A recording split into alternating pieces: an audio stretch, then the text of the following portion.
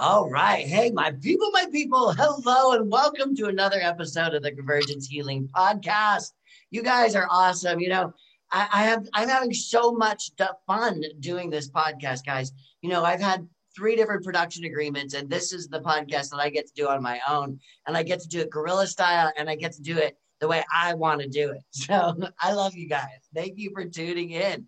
And this podcast is brought to you as a co-podcast with wait a minute, I'm just checking up here. We're going to go there. It's a co-podcast, a joint venture with the Global Wholeness Clock. It's a place called Earthwalk. It's super interesting. Earthwalk is really looking to change the world, bring more peace and joy into the world. You guys know me. I'm all about joy. We got to bring that joy outside of us, that spark, the divine light that's inside of us. We got to let that shine.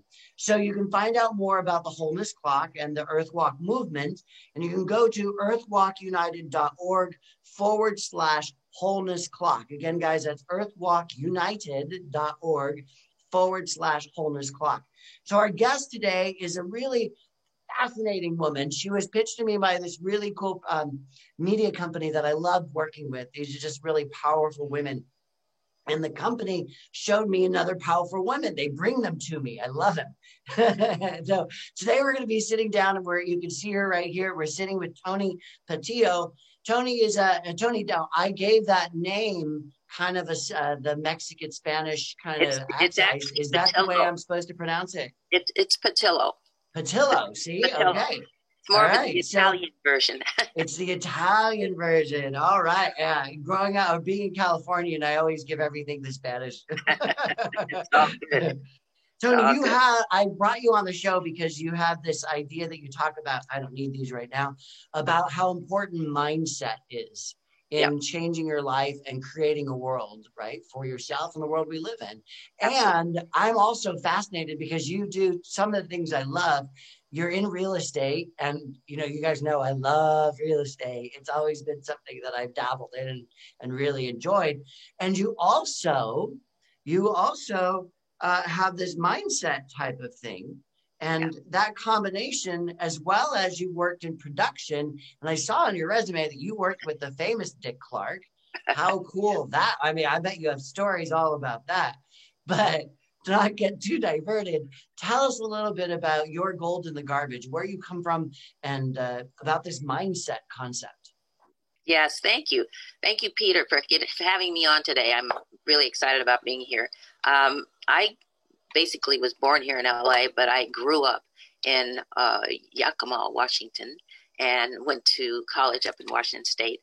I was born to two civil rights activists that actually, my parents, when we moved to Yakima, Washington, my mom was a real estate broker. Little did we know when we got there, we would be dealing with a straight-on racism. So when they discovered who she was, saw who she was, they immediately, the position was not available. So right out of the gate, at a very young age, I was dealing with, civil rights movement, and that in and of itself took us for a loop. And of course, we had to reinvent ourselves while we were, on that journey. I grew up there in Washington State with my parents going through the civil rights thing. So obviously our mindsets had to be such that we could overcome any of those hurdles we were dealing with.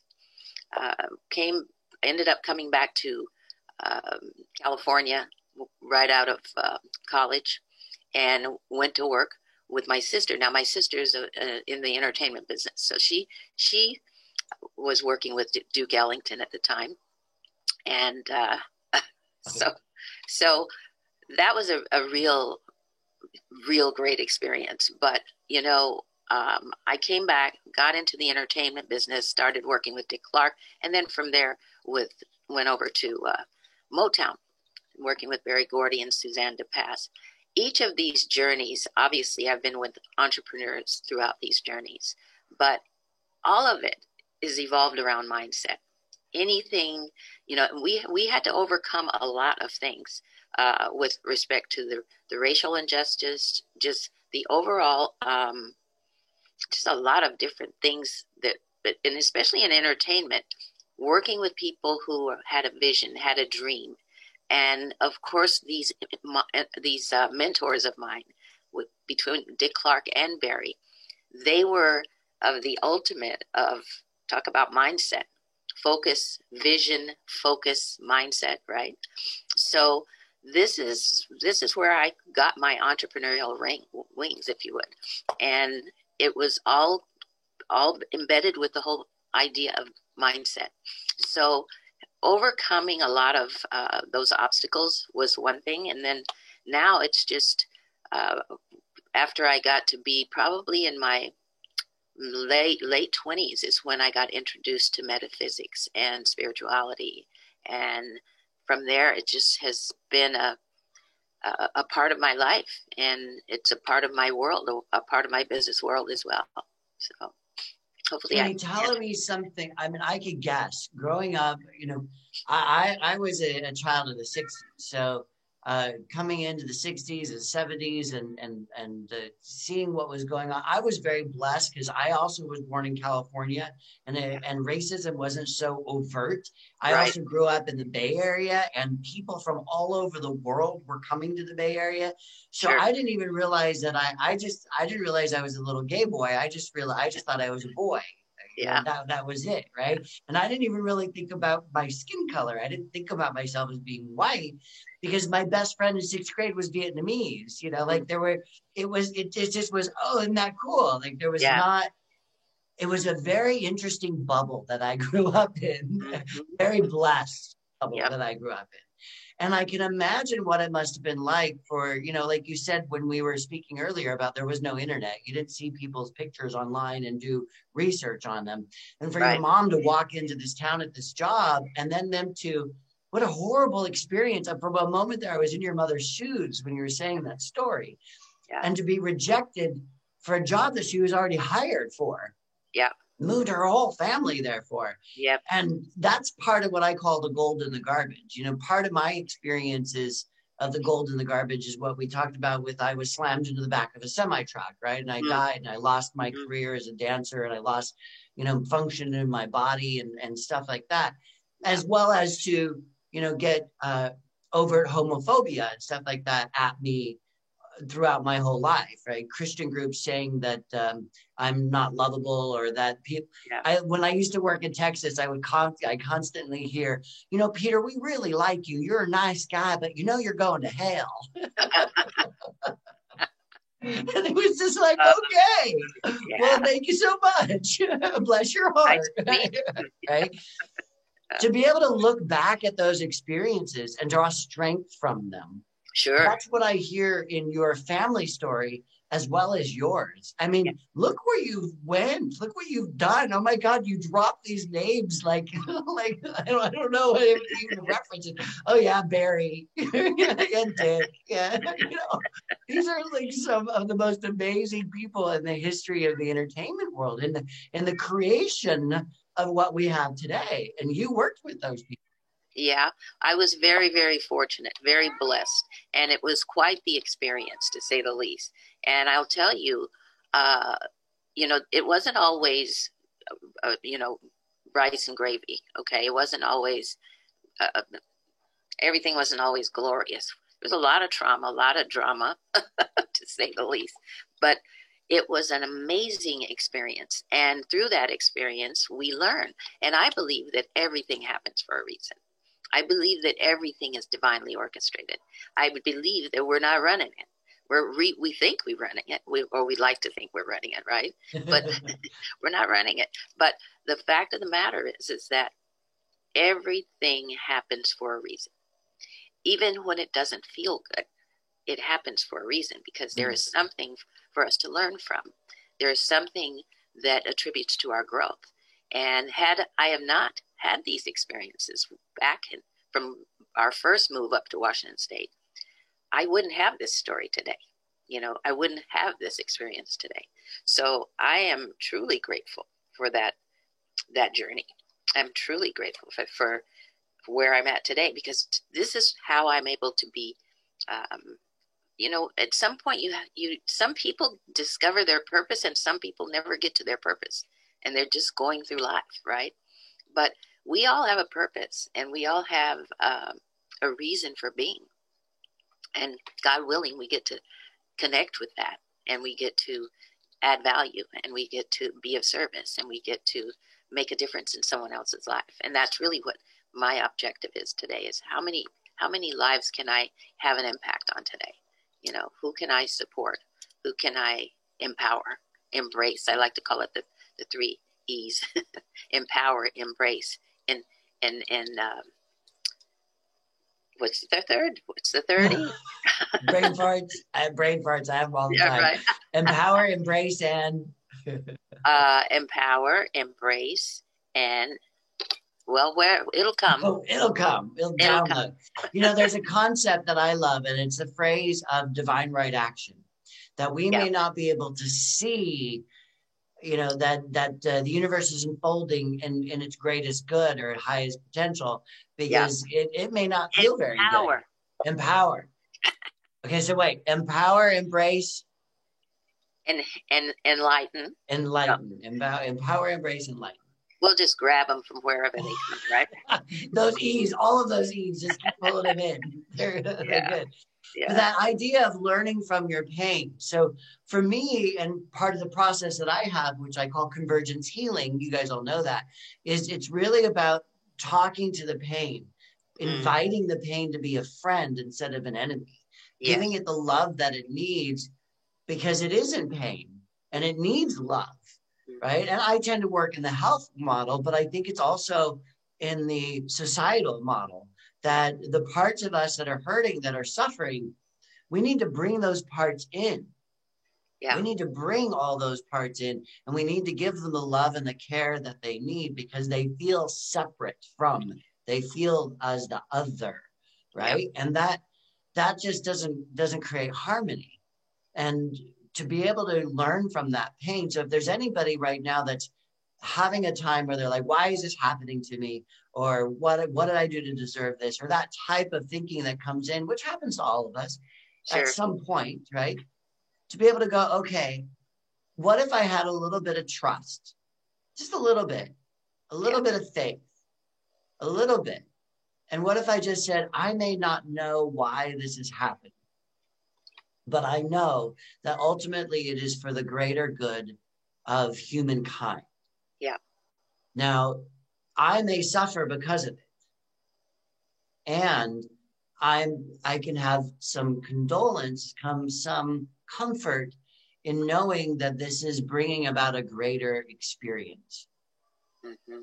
And so for me, like being slammed in that semi-truck, when I stopped being the victim to that experience, and I stepped into the experience of, I am so blessed by that. And that being slammed in that semi-truck and all the healing work I had to do, all the learning that I had to do, it called me to be the greatest version of myself. Yeah. It pushed me, maybe, and I didn't want to get pushed at times. Right? That level of pain to die and come back, very painful experience. Yeah. And yet, at least it was for me, it's not for everybody. There's fascinating near-death stories out there, right? And then this racial experience. Like I can't necessarily, understand what it's like to be a Black woman, but I can understand what it's like to be excluded because of who I am. I can understand what it's like to be afraid of walking down the street or afraid to go to certain neighborhoods. Yeah. I can understand what it's like to have what your mom's experience, where your mom, when she walked into the room, she was rejected immediately. I've had that experience in the entertainment world. Yeah. Oh my gosh, I used to be an actor, and I'd walk into the room when I was a kid, and they'd literally say next. Oh wow. I didn't even get to read my lines. Wow. Yeah. And I was immediately rejected because of the perception they had of me walking in the room. Wow. Yeah. Right? Yeah. So those stories, they can either crush us down and they make us small and they keep us in pain, or they can raise us up. And that's why I wanted to. Do you like that lead in? That was totally Love subconscious. It. Yeah. That's why I wanted to talk to you about this mindset. Yeah. Because how we think is everything. Yeah. It's everything. Absolutely everything. And, you know, this Tell is, us a little bit more about your book and this process and what it all means. well, you know, I have actually, I've been in real estate for 20 years, and I've been through this process of empowering people uh, through my work. And I decided to, I'm actually launching I've launched a company that's called Empowered Mindset. And you can visit empoweredmindset.com. That is where you will see me talking to those who want to really tap into their genius. Because when you know who you are and when you understand your genius, then, and you understand that 90% of this is all mindset, right? And this is what will make or break you. You know, your mindset works in both ways. You can either, you know, what you speak, you create. What you think, you create. And so if you're thinking that you're sick, you're going to be sick. You know, if you're thinking that you're not going to succeed at something specifically, then most likely you're not going to succeed. You know, so this is a real important thing. But when you spoke about the book, you're talking about, I have several books. So there's real estate books. There's really, I have 4 titles in real estate. Inherited Home. There's a book that's specific to people who are looking to sell their own homes. There's another book for people who have had challenges selling their home and they've expired. I was really big in short sales. So I really helped a lot of homeowners get through that last crisis we had back in 2007, 2008. So I had a book entitled, Should I Short Sell My Home? Interestingly enough, here we are in a different shift, different type of a market. I'm not so sure we're going to see much in the short sell side of it, but I do believe we're going to see some pre-foreclosure activity. And that's because of the forbearances and the things that have been granted due to the pandemic. And people are, just the way the banks are structured, it's designed for you to fail, unfortunately.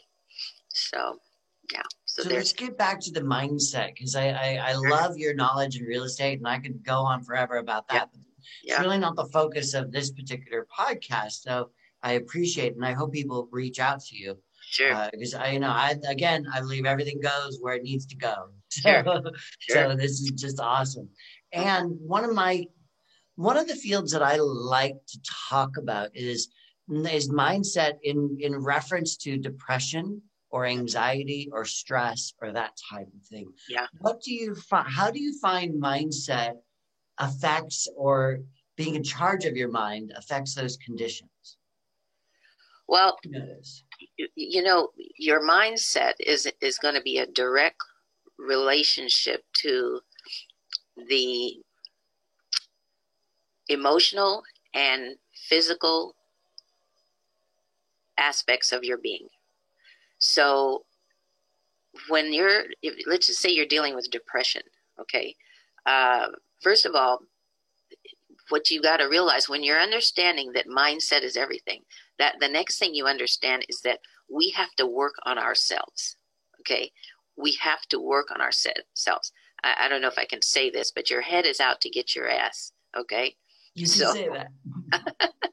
Your head is out to get your ass. So if you don't work on yourself on a regular basis, I mean, when I say regular, I'm talking about daily, if not multiple times a day, where you are literally either in meditation, you're either working with some sort of affirmations, some sort of you've got to breath work. Breath work is everything. Mm-hmm. Without breath, you have nothing. So a combination of modalities are also going to be just as important as keeping that mindset in perspective.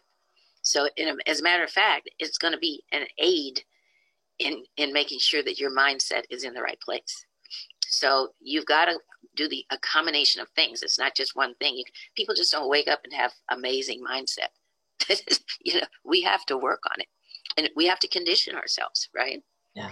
So We really have to condition ourselves. So if you're depressed, then I would say it is prescribe that one, create a routine of habit. First, starting with gratitude. Gratitude is one of the best medicines you can have. Start your day with a 10-10 list, 10 things you're grateful for, 10 things you want to attract into your life. Those types of modalities will help you it will help that mindset to kick right into gear and to be right where it needs to be in order to empower you and inspire you and embrace you. So if you're depressed, if you're dealing with weight management issues or weight, overweight, you put that into the mix, and you start calling in to what it is you want to see. You claim it. I like that phrase, calling in. I think that really resonated with me, because the mind, there's a saying that says, what we think we create, or what we know we perceive, what we perceive we create, right? Yeah. So sometimes we get hijacked by our stress, our worry, our fear. Right now there's so much fear in the world, and our brains get hijacked by all of that. That's right. And when we can sort of take our brain and harness the skills of our brain, people often say, I wish my brain would just shut up, or I wish it would shut off. Right. But the brain, you don't want the brain to shut off. At least from my opinion, that's not a good thing. It's like when the heart, you don't want the heart to shut off. Right. You don't want the brain to shut off. You don't want the lungs to shut off, but you want to be able to learn how to regulate them. Right. I like the word governance. Right? I want to govern these systems that are around me. I don't want to control them. Yeah.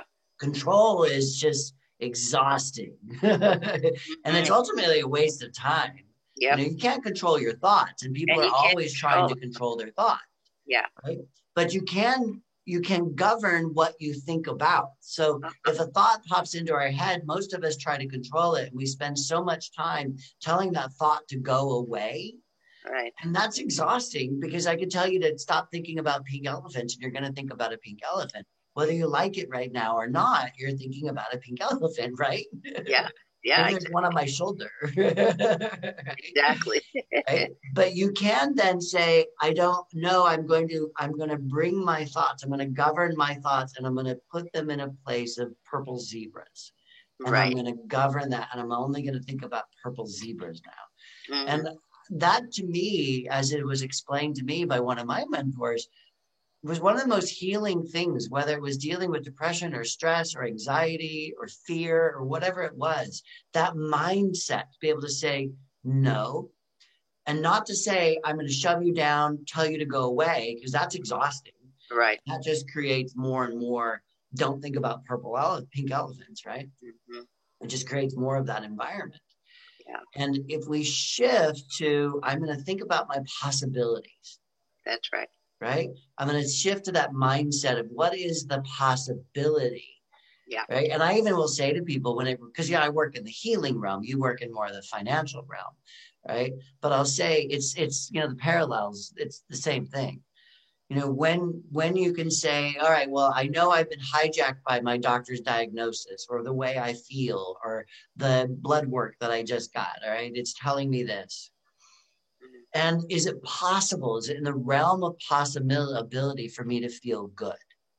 Yeah. Is it in the realm of possibility? Now, pretty much anything's possible in the world. So it may be 1/1000th of a possibility, but is it possible?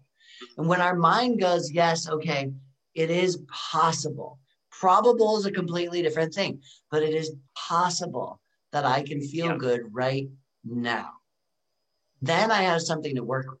Then I could go, my mind starts to open, right? That mindset starts to expand. And I get to go, okay, if it's possible, is it something that I can do just a little bit right now? Yeah. I may not be able to, 100%. Can I do 5%? Can I do 10%? Can I feel the possibility of feeling good? Can I do that right now? Right? And again, what we perceive, we create. That's right. So that mindset is so important. And one of the reasons why I just was drawn to you when you were pitched to me, which I just love, right? And I think that's the way I'm doing my podcast now too. Because I'm just kind of like, all right, who wants to come on? Right? Yeah. Who is being drawn in? That's a mindset, isn't it? Yes, absolutely. And that's a mindset in finances, isn't it? Sure. Absolutely. Absolutely a mindset. I mean, what you think you create, literally. And you can create whatever it is you want. You can also block things without even being conscious of it if you're not aware of that mindset. So the whole deal is optimism, positivity, and thinking of things differently. You can think of things from a worst case perspective, or a negative perspective, or a pessimistic perspective, or you can think of it on the flip side of that, which I'd much rather be on the flip side, right? So I'd much rather think about how the possibilities of what can happen, what should happen, or I'd rather be on the positive side of things. I agree. One of the most in the work I do, and it's not, I have a friend, and in her work, this is a very powerful word, but in my work, why is a very disempowering word. Why often brings us to that victim and really supports that victim. She does a lot of this like energy, past life type of stuff. And why is a powerful word because, well, why is this condition in my life today? Let's go look at some past life type of energetic experiences that may be contributing. In that phrase, it's very important. But I find in the health, in at least the mental health phrase in the world that I'm in, if we keep going, why is this happening to me? Why is this? Why is that? We get stuck in the past, and we get that mindset that tends to be this victim type of mindset where we're under the line, right? We're below the line. We're in that victim thinking we're not above the line in the co-creating, right? And life is something that happens to us instead of life is something that we are co-creating with, right? So, Tony, unfortunately, we're already out of time. I'm so bummed because pardon me? I said time flies when you're having fun. Time flies when you're having fun. You have good people. So I think we may need to have another conversation, and I would love to invite you back and maybe spend a few minutes actually taking us through a mindset process. Would you be open to doing that? Sure, absolutely. Okay. Yeah. I think that would be really powerful to share and do it sort of as an addendum to this podcast. Are you up for it? Yeah, I'm up for it completely. All right. Great. Tony, tell us just where people can find you and connect with you. Best way to reach me is TonyPatillo.com. That is my first and last name, Toni. P is in Peter, A, T is in Tom, ILLO.com. You can email me at info@TonyPatillo.com. Beautiful. Are you on any social media like Instagram or Facebook? I am all over the social media. So just Tony Patillo, right? Tony Patillo, @Tony Patillo is the best way to reach me on all social media. Fabulous. So in closing, I want to remind you guys that this podcast is brought as a joint venture between Earthwalk and their Global Wholeness Clock, and its daily moments offer a variety of opportunities such as global community access to live interviews, health and wellness classes, meditations, live music, art, conscious connection, and relationship building. Really, these guys are a fantastic group. So if you're interested in learning more about Earthwalk, please go to earthwalkunited.org/wholeness clock. And thank you, everybody, for just tuning in. Please share these little podcasts with people.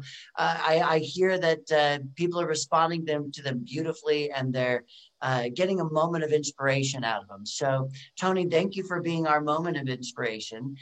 Please say hello to all the beautiful goddesses over at TV Guestpert, and we'll talk to you again soon. Absolutely. Thank you. All right. Thanks for having me. Bye, my people. We're out. Namaste. Ciao.